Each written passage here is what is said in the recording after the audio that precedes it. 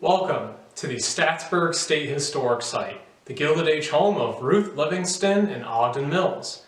My name is Frank Padala. I am a Park and Rec aide working for the New York State Office of Parks, Recreation, and Historic Preservation. I conduct tours and special programs here at the museum.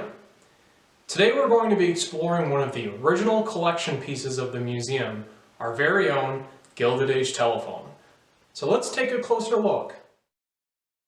So here we have an original Western Electric Company American Bell telephone with magneto crank.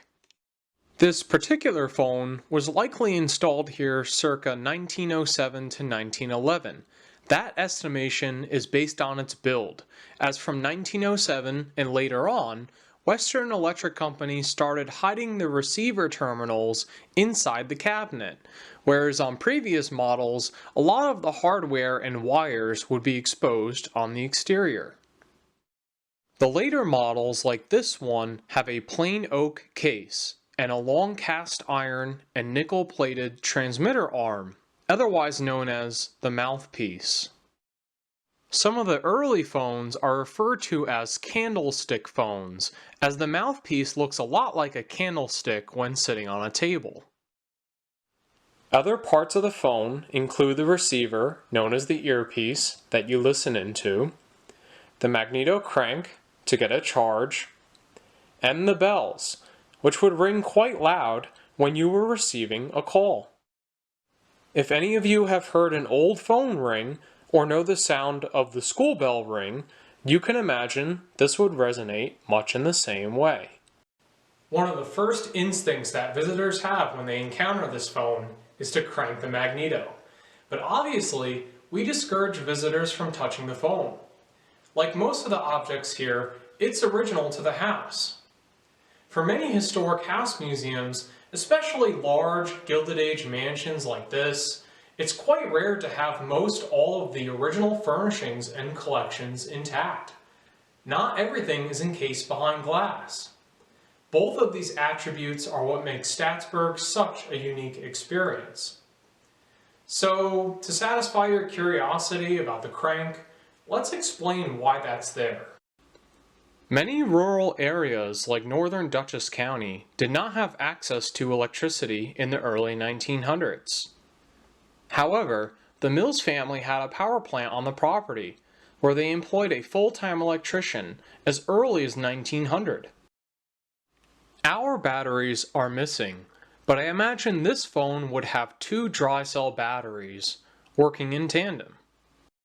Some interpreters here believe that the Mills would have charged their batteries at the estate's power plant.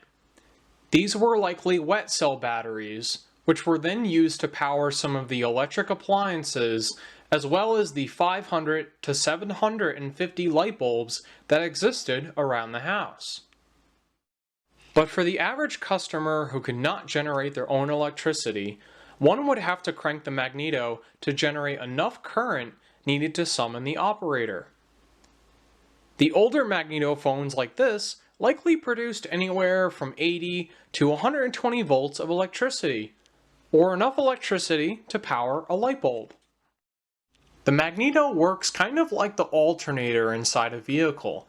It converts mechanical energy into alternating current through electromagnetism, which is the interaction of electric current in a magnetic field.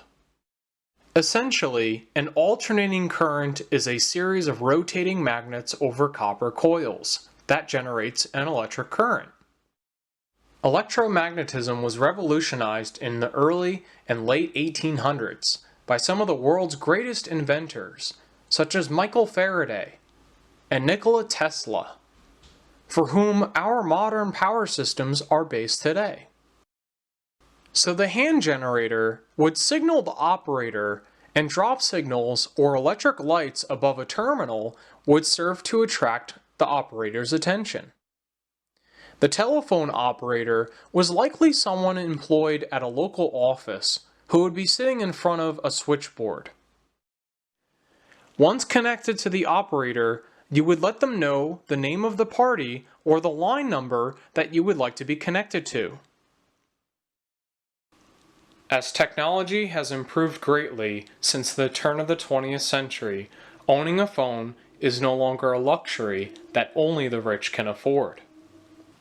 Today, over 4 billion people, roughly half of the world's population, communicate through the use of their very own telephone, forever changing the way that the world communicates.